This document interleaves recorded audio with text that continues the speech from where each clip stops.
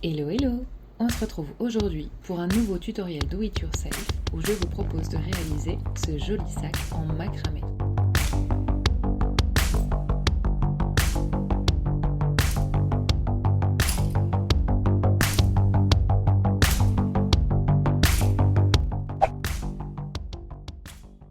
Vous aurez besoin de cordes. Prenez-la de 5 mm de diamètre et d'une longueur d'environ 100 mètres. Vous aurez également besoin d'une paire d'anneaux qui serviront de anse pour votre sac.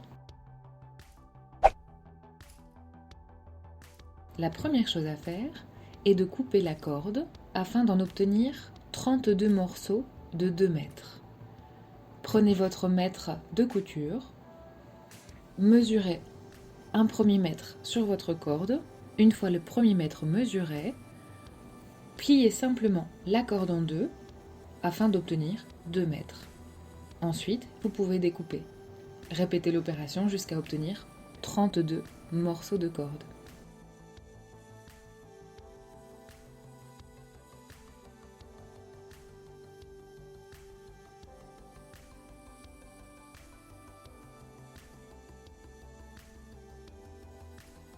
Et voilà le travail.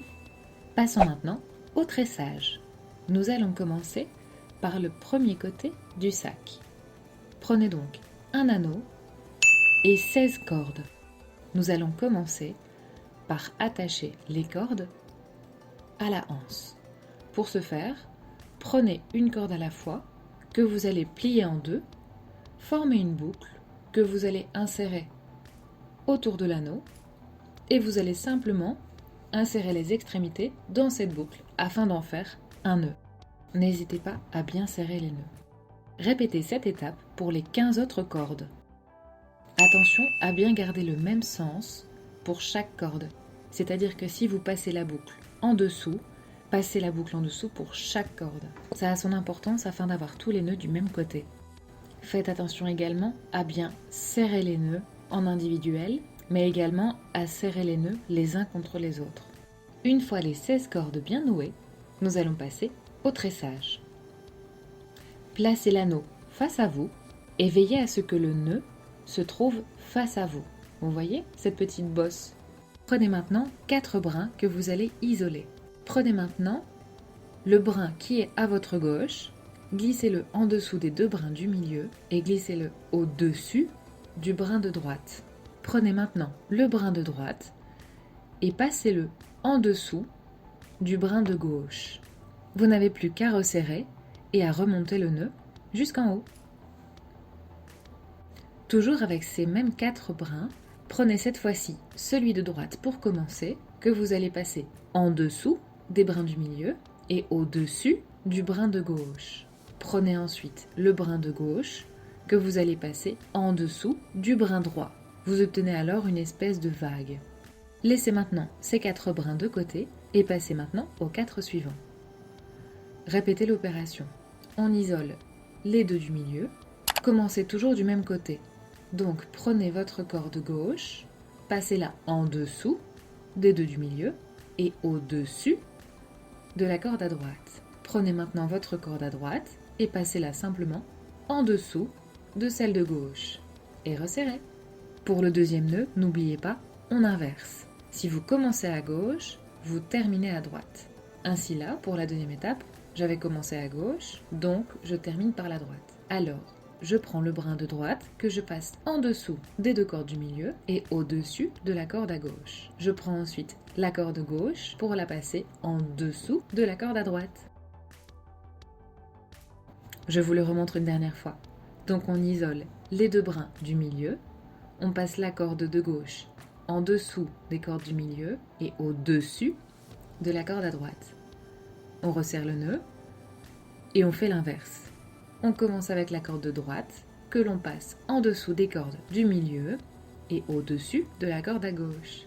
La corde à gauche, elle, vient se placer en dessous de la corde de droite.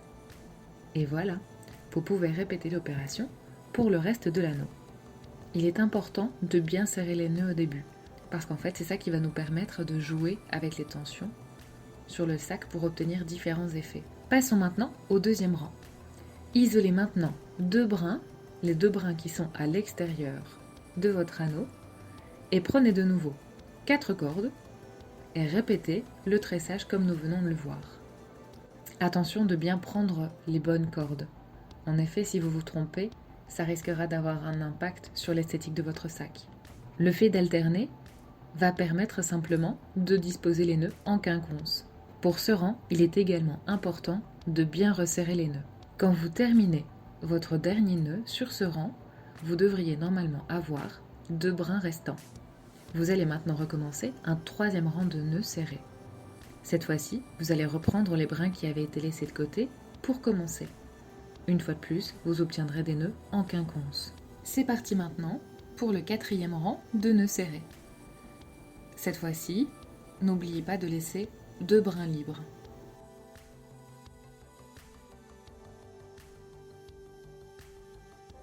Nous allons maintenant attaquer un 5e rang de nœuds serrés. Reprenez les 2 brins qui sont à l'extérieur afin de les réintégrer au tressage. Pour commencer le 6e rang, laissez d'abord 2 brins libres. Nous allons ensuite entamer des nœuds légèrement moins serrés que ceux d'avant. C'est-à-dire qu'en fait, vous allez simplement, plutôt que de les remonter jusqu'en haut, les laisser environ 1 cm en bas. Les étapes de tressage, elles, restent les mêmes. Seule la tension que vous allez laisser diffère. Notre premier côté de sac est prêt. Vous allez répéter les mêmes étapes que nous venons d'effectuer sur le 2e anneau. Nous allons maintenant passer à l'assemblage des 2 côtés du sac. Prenez donc les 2 anneaux préalablement tressés face à vous. Attention, ne pas faire la même erreur que moi. Faites attention à bien avoir vos nœuds dans le même sens. Servez-vous des brins libres des 2 côtés du sac afin de créer un nœud qui va permettre de joindre les 2 côtés du sac. Attention à ne pas faire un nœud trop serré. Rappelez-vous, ça va être au même niveau que le 6e rang qui était déjà avec des nœuds un petit peu moins serrés. Vous allez maintenant, à partir du nœud que vous venez de former, récupérer 2 brins de celui-ci. Par exemple, pour ma part, j'ai pris les 2 brins de droite que je vais assembler avec le côté droit. Vous allez simplement répéter du coup les mêmes opérations qu'avant en refaisant des nœuds. Pour ce 7e rang, les nœuds doivent être comme pour le 6e, pas trop serrés. Attention à ne pas terminer le 7e rang par un nœud, parce qu'en fait nous allons encore devoir refermer le 2e côté du sac avec les 2 bords libres. Ensuite nous pourrons nous servir de ces brins. Nous allons maintenant assembler les 2 derniers côtés. Rassemblez donc le sac endroit contre endroit et essayez de le faire tenir droit. Prenez donc les 2 brins du côté gauche et les 2 brins du côté droit et faites-en un nœud. Vous allez donc pouvoir fermer le 2e côté. Une fois que votre 2e côté est fermé, vous allez pouvoir reprendre le tressage tout le long du sac. Prenez donc, comme d'habitude, 4 brins à la fois et n'oubliez pas d'alterner en quinconce pour chaque rang. Au fur et à mesure des rangs que nous allons créer, nous allons progressivement desserrer les nœuds. Vous voyez, pour ce rang-ci, je pense avoir environ laissé 2 cm par rapport au rang du dessus.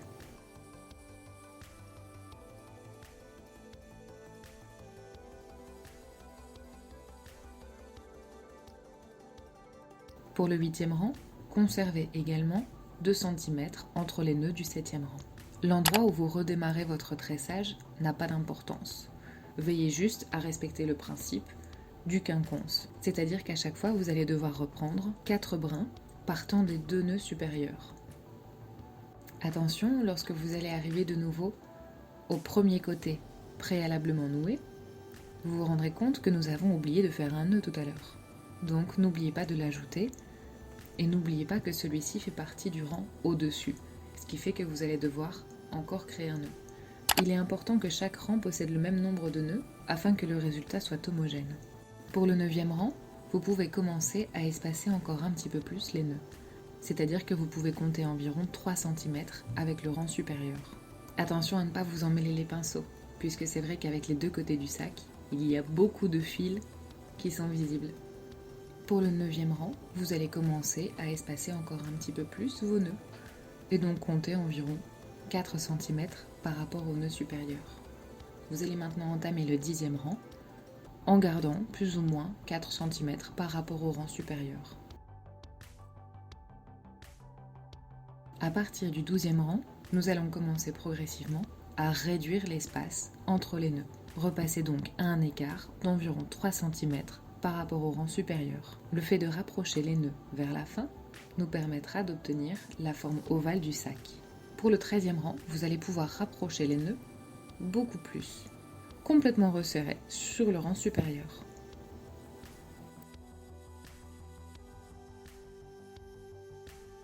Afin maintenant d'obtenir cet aspect ovale dans le bas du sac et de ne pas avoir une finition droite, prenez le milieu de votre sac par rapport à votre anneau.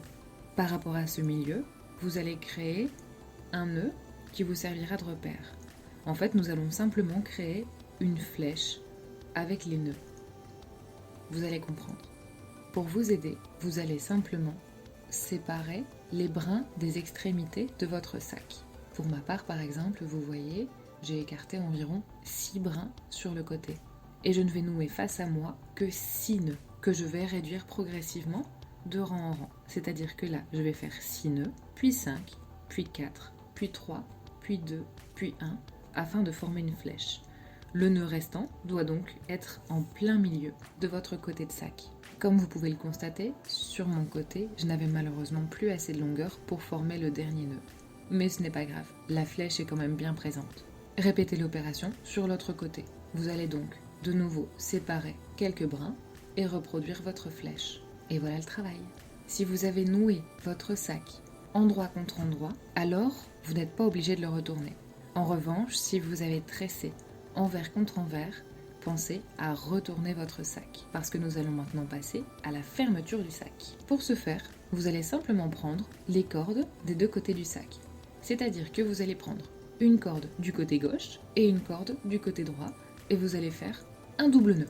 Répétez l'opération avec toutes les cordes libres. Faire un double nœud est important. Ceci vous permettra une bonne tenue de votre sac.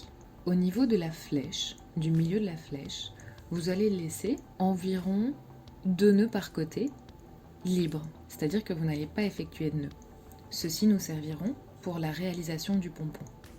Si vous ne voulez pas créer de pompon, alors faites simplement des nœuds. Une fois que tous les nœuds sont effectués, n'hésitez pas à ajouter un élastique autour des brins libres. Ceci vous aidera à vous y repérer, parce que maintenant nous allons passer au découpage des franges. Vous allez maintenant réduire les brins que vous venez de nouer à une longueur d'environ 2-3 cm. Attention de ne pas couper ceux qui vous serviront à réaliser le pompon, si bien sûr vous en réalisez un. Vous pouvez désormais retourner votre sac.